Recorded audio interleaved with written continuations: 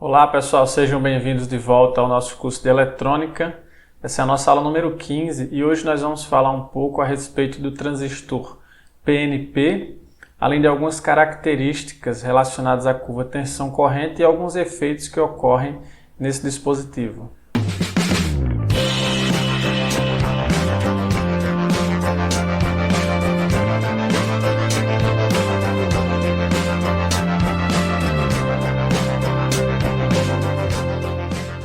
Inicialmente vamos falar sobre o TBJ-PNP. É aquele cuja junção PN é formada por duas partes do tipo P, de semicondutores do tipo P, e a junção da base é um semicondutor do tipo N. O símbolo elétrico está representado aqui, Nós temos aí uma inversão no sentido das correntes, ela entra no emissor e sai no coletor, e também sai na base, tá ok? Esse transistor ele tem um funcionamento similar ao transistor NPN, que nós já estamos estudando aí algumas aulas, com a diferença de que a corrente nesse caso é constituída principalmente por lacunas. E a consequência é que as correntes terão um sentido inverso daquela no transistor NPN, onde a corrente é constituída principalmente por elétrons, tá? Então, por isso a gente vê aqui no terminal emissor, por exemplo, no caso do transistor NPN, a corrente ela fica saindo do terminal. Aqui ela está entrando, no coletor também a mesma coisa, lá ela está entrando, aqui ela está saindo, e na base também, no transistor NPN ela está entrando, aqui ela vai estar saindo, tá? Então as correntes são invertidas no transistor PNP em relação ao transistor NPN, tá? Para a polarização das junções, as tensões devem ter um sentido inverso no caso do NPN. Então, se lá, por exemplo, no modo ativo, no caso do transistor NPN, nós tínhamos que ter uma junção base-emissor positiva para poder polarizar diretamente essa junção. Aqui agora nós vamos ter que ter uma tensão base-emissor negativa, tá? Essa tensão aqui base-emissor tem que ser negativa para polarizar essa junção diretamente. Da mesma forma, no caso da junção base-coletor, lá no transistor NPN nós teríamos que ter uma tensão base-coletor negativa para polarizar a junção reversamente. Aqui agora no PNP nós vamos ter que ter uma tensão positiva, ou seja, as situações elas se invertem, tá? Do ponto de vista prático, nós podemos utilizar as mesmas equações do transistor NPN que nós estamos estudando, substituindo apenas as tensões VBE pela tensão VEB, ou seja, inverter o sinal da tensão VBE, E, da mesma forma, a tensão VBC pela tensão VCB. Ou seja, é o mesmo funcionamento, são as mesmas equações, basta apenas que nós façamos a inversão dos sentidos da tensão e das correntes no transistor, em função dessa mudança do tipo da junção, ok? Então, vamos fazer um exemplo agora para verificar melhor, fixar melhor essa questão. Então, considere um transistor bipolar de junção PNP com o beta igual a 50 e a corrente de saturação igual a 10 a menos 14 amperes. Sabe-se que a corrente no terminal emissor é de 2 miliamperes, enquanto a tensão VBC de 10 volts. Tensão base coletor é de 10 volts. E o TBJ opera no modo ativo. Calcule a tensão VBE, a corrente na base e no coletor, tá? Então, vamos utilizar aquela mesma relação que nós já conhecemos, que a tensão no coletor é igual a alfa vezes a tensão no emissor. Como eu tenho a tensão aqui, a corrente no emissor, eu posso facilmente calcular a corrente no coletor. Basta que eu calcule alfa, Alfa é dado pela relação de beta sobre beta mais 1, substituindo aqui o valor de beta, eu vou encontrar um alfa de 0,98, tá? Substituindo aqui, eu vou encontrar uma tensão uma corrente no coletor de 1,96 mA. A corrente na base também é dada em função da corrente no coletor, né, através da relação 1 sobre beta. Então, nesse caso, basta apenas substituir os valores, nós vamos encontrar uma corrente na base de 39,22 microamperes, ok? E agora, a tensão que ele pede, né, a tensão VBE. Então, eu vou escrever aqui a equação da corrente no coletor.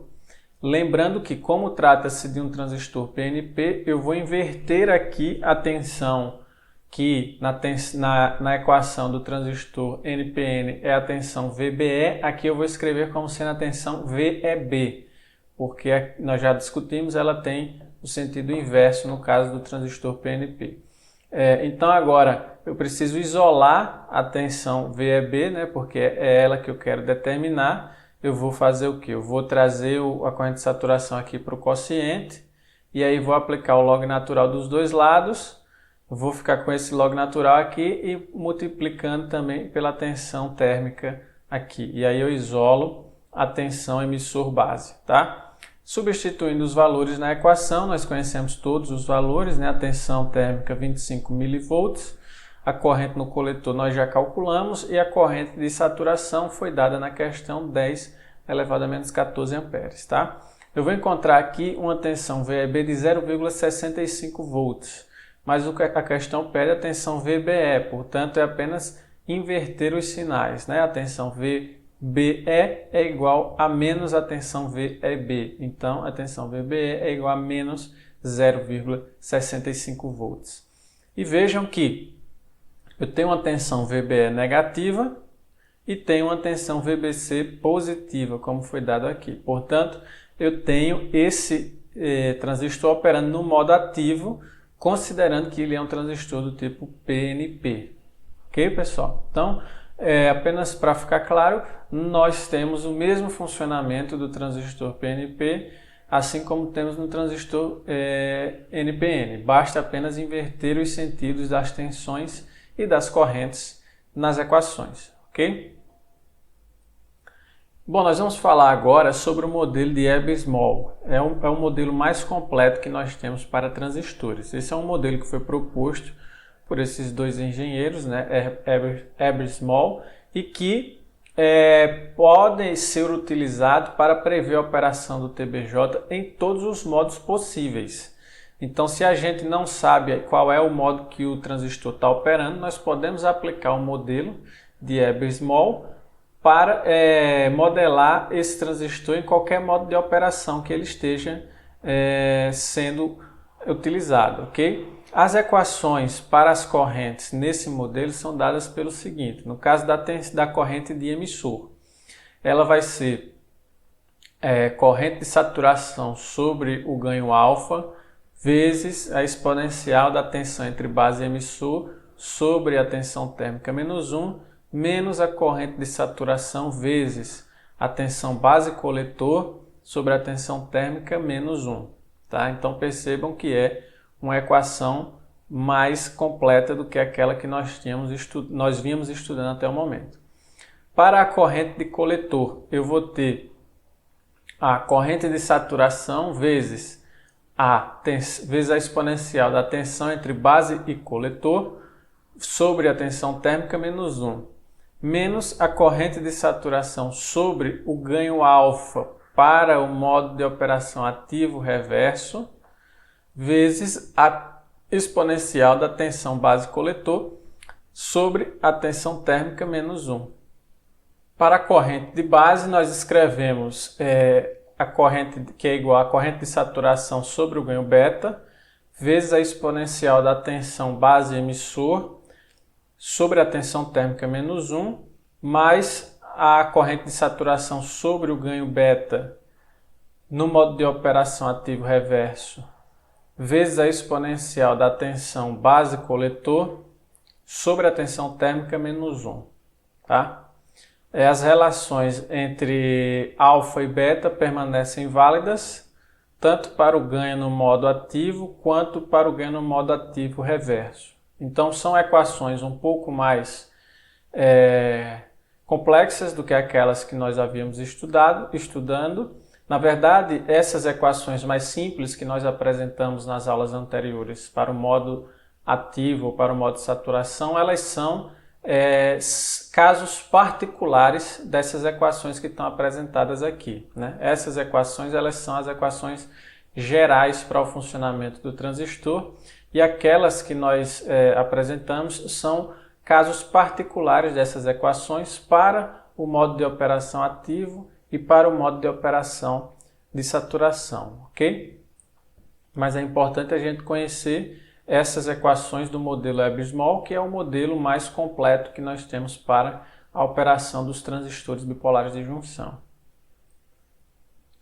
Com relação à característica tensão corrente do transistor, né? Então nós temos, para o modo ativo, nós temos essa característica aqui, né? Nós estamos considerando a corrente do coletor em função da tensão entre base e emissor. Nós sabemos que ele polarizado no modo ativo, eu tenho que ter a tensão base emissor positiva, né, para polarizar a junção diretamente, e a tensão base coletor negativa para polarizar a junção base coletor reversamente.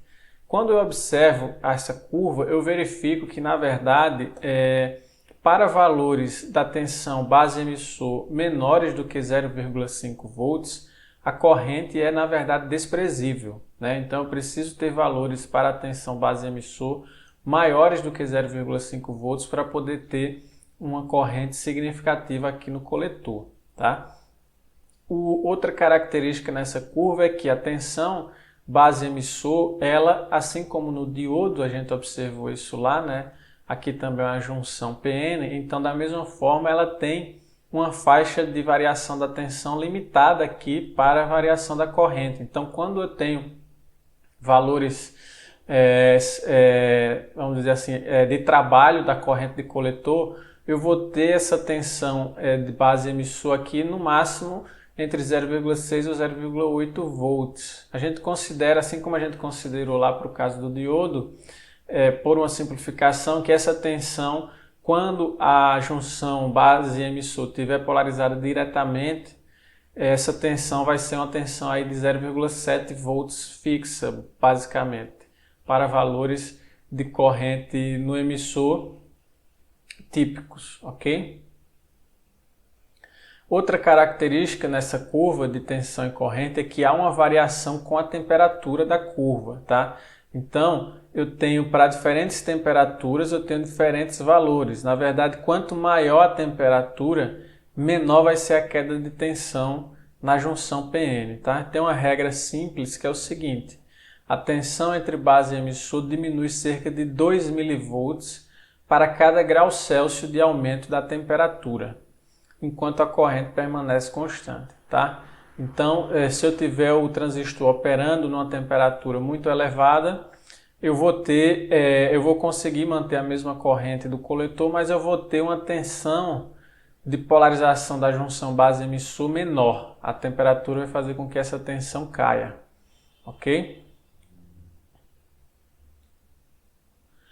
E por fim, pessoal, para finalizar a nossa aula, nós vamos falar agora sobre o efeito Yarley. Esse é um efeito que descreve o fato de que, quando o transistor opera no modo ativo, a corrente no coletor apresenta uma pequena variação, uma pequena dependência com a tensão base-coletor. Nós vimos estudando até o momento o transistor considerando que, quando ele está operando no modo ativo, a corrente no coletor depende apenas da tensão entre base e emissor, e ela não depende da tensão entre base e coletor, né? Ela ficaria um valor constante com relação à variação da tensão base-coletor. Mas do ponto de vista real, existe sim uma pequena variação, né? Essa variação está sendo representada aqui por essa curva, onde a gente vê que essa curva ela não é perfeitamente horizontal, ela apresenta uma pequena inclinação, né? Então, para vários valores aqui de base emissor, nós vamos ter curvas diferentes. E nós percebemos que quando nós variamos aqui a tensão do coletor, nós vamos ter uma variação pequena na corrente do coletor, não uma variação significativa como nós temos quando mudamos o valor da base emissor, mas uma pequena variação, tá? E na verdade, se nós extrapolarmos essas retas aqui, né, todas elas aqui, extrapolarmos elas até o eixo horizontal, nós vamos chegar sempre no mesmo ponto aqui, né? Esse ponto aqui, ele é caracterizado por uma tensão que a gente chama de VA, e essa tensão VA é conhecida como tensão Yarley. Isso é uma característica construtiva dos transistores, né? Isso vai estar lá presente como informação no datasheet do transistor, e essa tensão Yarley é justamente a tensão que descreve essa variação da corrente no coletor em função da variação da tensão do coletor, ok? Do ponto de vista de equações, a gente pode reescrever a equação da corrente do coletor como sendo a mesma expressão que nós tínhamos anteriormente, né? Ou seja, corrente de saturação vezes exponencial da tensão entre base e emissor sobre tensão térmica vezes um fator. Então, a novidade aqui é esse fator aqui, né? De 1 mais a tensão entre coletor e emissor sobre a tensão de Yarley, tá? Esse fator aqui é o fator que vai justamente fazer a correção da corrente do coletor em função da tensão do coletor também. Esse fator aqui nós havíamos desprezado nas análises anteriores, né? Porque o efeito Yarley ele é um efeito pequeno, sensível, ele não é um efeito muito significativo nos transistores, ok? Do ponto de vista de modelo elétrico, nós podemos acrescentar uma resistência em paralelo à fonte de corrente, né? Se vocês resgatarem as aulas anteriores, o nosso modelo de transistor ele consistia apenas aqui do diodo e da fonte de corrente. E agora nós temos essa resistência em paralelo à fonte de corrente, justamente para levar em conta o efeito daquela inclinação na reta que nós temos, né, em função do efeito Yarley, ok? Essa resistência aqui nós podemos escrevê-la como sendo a tensão de Yarley mais a tensão entre coletor e emissor sobre a corrente do coletor. Ou, de uma forma mais simplificada, nós podemos escrevê-la somente como sendo a tensão de Yarley sobre a corrente do coletor, desprezando-se o efeito Yarley. Ou seja, se eu calcular a corrente do coletor sem esse termo aqui, né, somente com esse termo mais simples, eu posso encontrar esse valor aqui que eu estou chamando de IC'. E aí, fazendo a tensão de Yarley dividida por esse valor, eu também chego no valor dessa resistência R0 que a gente está representando aqui no modelo, ok? Para tentar fixar melhor, vamos fazer aqui o segundo exemplo da nossa aula, em que diz o seguinte: considere o transistor na condição abaixo, quando a tensão entre coletor e emissor é de 1 volt e a tensão entre base e emissor é ajustada para manter uma corrente no coletor de 1 mA. A seguir, a tensão entre base e emissor é mantida constante e a tensão entre coletor e emissor é aumentada para 11 volts. E aí ele pergunta qual o novo valor da corrente de coletor, considerando que a tensão de Yarley para este TBJ é de 100 volts. Tá, pessoal? Então nós temos um transistor aqui que está sendo polarizado com duas fontes de tensão variável. O que ele diz é o seguinte: olha, primeiro eu ajustei aqui essa tensão entre coletor e emissor para ser igual a 1 volt. E depois eu ajustei a tensão base emissor de forma que a corrente aqui no coletor ela ficou igual a 1 mA. Depois eu não mexi mais aqui nessa fonte, né? Permaneceu constante a tensão base emissor. E eu alterei essa tensão entre coletor e emissor para 11 volts. E aí ele quer saber qual é agora o novo valor de IC, certo? Se nós desprezarmos o efeito Yarley, o novo valor de IC seria o mesmo 1 mA, né? Porque desprezando o efeito de Yarley, a corrente IC só depende da tensão VBE. Mas considerando o efeito Yarley, nós vamos verificar que essa tensão ela vai variar um pouco, essa corrente vai variar um pouco em função da tensão VCE, ok? Se a gente retornar aqui para o gráfico, o que a gente tem é basicamente o seguinte, olha, eu tenho um valor VBE fixo, então eu tenho uma curva dessa aqui fixa, e inicialmente eu tinha uma corrente aqui para um valor de VCE de 1 volt, e agora eu mantive o VBE fixo, mas alterei o meu VCE para 11 volts. Então eu vou ter aqui uma pequena variação na corrente do coletor, né, que depende basicamente dessa característica aqui da tensão de Arley, tá? Então esse é o problema que nós temos que resolver. O que é que nós vamos fazer?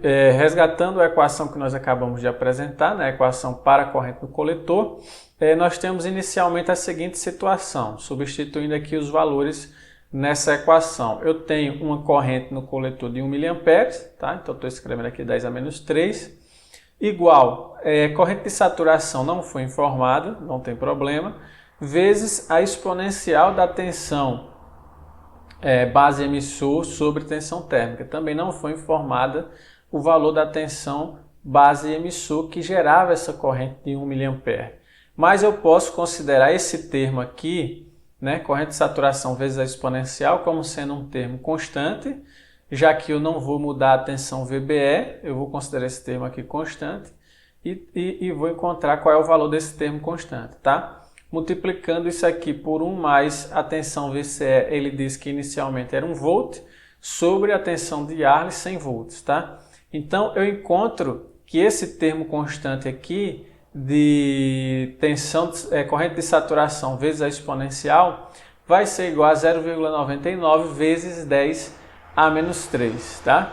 Então vamos agora posteriormente, o que ele me diz? Ele me diz que eu mantive o VBE constante e alterei o VCE, tá? Então vamos reescrever essa equação agora substituindo esse termo aqui, que é uma constante, que nós já determinamos, é o 0,99 vezes 10 a menos 3, substituindo aqui, e escrevendo esse termo, né, com o novo valor de VCE, 1 mais 11 sobre 100, que é a tensão de Arley, tá? E aí eu encontro agora o novo valor da corrente de coletor. Isso eu vou encontrar um valor de 1,099 milivolts, tá? Desculpa, miliamperes. Eu tinha inicialmente 1 miliampere, agora eu fiquei com 1,099 miliampere. Então vejam que de fato é uma variação muito pequena na corrente, né? Eu aumentei aqui mais de 10 vezes o valor da tensão VCE e ainda assim eu tive uma variação muito pequena na corrente do coletor, ok? Mas é um efeito que existe e dependendo da aplicação que nós temos do transistor é necessário levá-lo em conta. Bom pessoal, e assim nós terminamos a nossa aula. Falamos hoje sobre diversos aspectos relacionados aos transistores, né? Então falamos aí do efeito Arley, que é a variação da corrente do coletor em função da tensão do coletor. Falamos sobre o modelo de Abbe-Small, que é o modelo mais completo que existe para o transistor, né? Que apresenta equações que podem ser aplicadas em todos os modos de operação do dispositivo. E falamos também sobre a característica do transistor PNP, né? Demonstrando que ele tem o mesmo comportamento do transistor NPN, apenas tendo os sentidos das correntes e tensões invertidos. Tá? Espero que vocês tenham gostado da aula e qualquer dúvida pode entrar em contato com o professor.